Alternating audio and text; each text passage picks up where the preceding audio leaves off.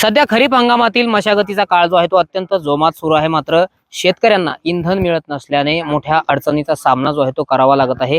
असंच काहीसं चित्र बदनापूर तालुक्यातल्या एका शेतात मला दिसून आलंय. आपण जर या ठिकाणी हा ट्रॅक्टर पाहिला तर उभा असल्याच्या अवस्थेमध्ये पाहायला मिळतो. याचं कारण म्हणजे इंधन संपल्यामुळे हे ट्रॅक्टर जे आहे ते नांगरणी सुरू असतानाच या ठिकाणी बंद पडलेलं आहे. त्यामुळे शेतकरी आता संकटात सापडलेले आहे. आता नेमकं डिझेल आणायचं कुठून हा जो प्रश्न आहे तो या शेतकऱ्याला पडलेला आहे. कारण पंपावर मागच्या 3 ते 4 दिवसापासून तासन तास रांगेत उभा राहण्याची वेळ जी आहे ती शेतकऱ्यांवरती आलेली होती. मात्र अशातच काही ठिकाणी अशा घटना घडत असल्याने ह्या शेतकऱ्याला आता पेट्रोल पंपावरती पुन्हा एकदा जावं लागणार आहे. त्यांच्यासोबत आपण संवाद साधूया. दादा, काय सांगाल, नांगरणी तुम्ही थांबवलेली आहे, काय कारण आहे? डिझेल कमी पडलं. बर. काल 20 लिटर आणलं होतं मी. बर. पण तिकडे 2 एकर आणलं. ते आता इकडं संपत आलं. आता थोडं राहिलं, 1-2 लिटर आपलं 2-4 लिटर आहे त्याच्यात मध्ये. ना तेवढं मला जायला लागेल घरी. बर. आता हे राहिलं ते राहिलंच आता तसं. बरं, आता पेट्रोल पंपावरची परिस्थिती काय आहे? तुम्ही गेलेत का पेट्रोल पंपावर? हो, रात्री आम्ही 4 वाजता गेलतो काल, तर रात्री 1 वाजता आम्हाला डिझेल भेटलं. दोघं जण गेलतो आम्ही, तर 10-10 लिटर आम्हाला दोन्ही भेटलं. म्हणजे 9 तास तुम्हाला डिझेल घेण्यासाठीच हो. लागली? 9 तास लागले. त्याच्यात 10 लिटर भेटले एका एकाला.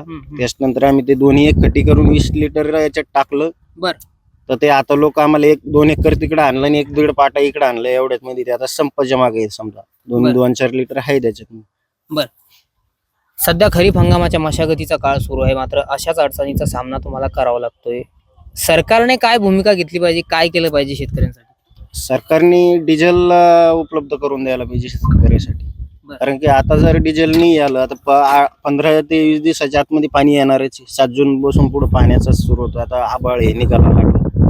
पाणी जर टायमावर जर पडला की तर शेतकरी म्हणजे मशागतच होऊ शकत नाही शेतीची. जसं आहे तसंच आपलं त्याला काहीतरी फनाट आणून हे करणं लागेल. पण डिझेलच नसल्यामुळे ते पण आणू शकत नाही. त्यांना शेतकरी उशिरा लागवड होणार आहे शेतकऱ्याची सरळ. बरं, उशिरा लागवड झाली तर काही उत्पादनामध्ये घट होण्याची शक्यता आहे? हो, उशिरा लागवड झाली म्हणजे माल पण उशिरा निघणार ना नंतर. त्यांना शेतकऱ्याला भरपूर फटका बसणार. बरं, आता हीच परिस्थिती या गावामध्ये अनेक ठिकाणी आहे?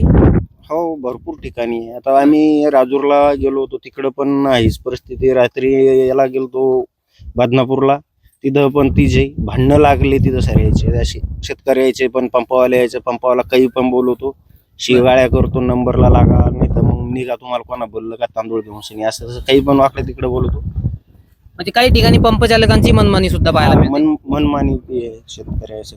बर. खालीवर बोलून सनी त्याला शिगाळ्या करीन, बाजूला काढून देईन. लाग घ्या वाटलं घ्या, नाही तर चाल निघा, तुम्हाला काही आम्ही बोलवायला नाही आलो म्हणे. बर. चुपचाप घेते शेतकरी, जे देईन ते निघू राहिले बाजूला. बर. आता तुमची पुढची भूमिका काय? तुम्ही पेट्रोल पंपावरती जाणार आहेत का? काय नेमकं तुमच्या डोक्यात आता विचार सुरू? इथं तर आता इंधन संपण्याच्या मार्गावर आहे तुमचं. ही नांगरणी तुम्ही ठप्प केली. पानस लागण नाही पाहिलं कधी. आमची शेती तशी राहणार आहे. बर.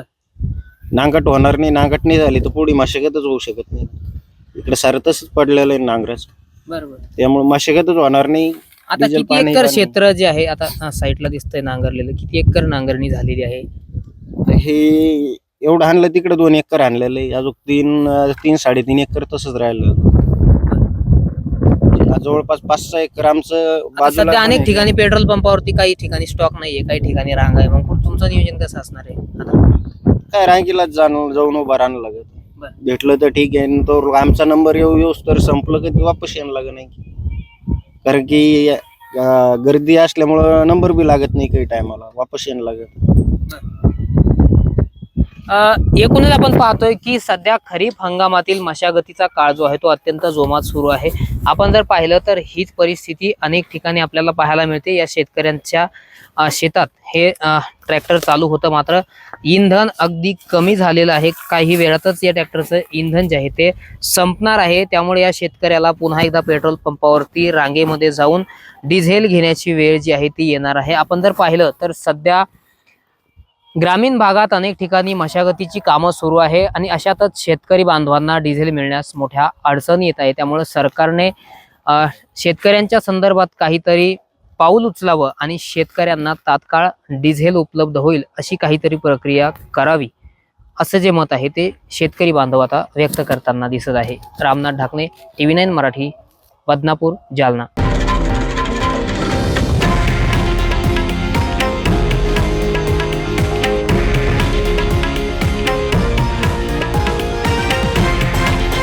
हे आहे देशातील नंबर 1 न्यूज नेटवर्क आणि आपण पाहत आहात TV9 मराठी, एकमेव.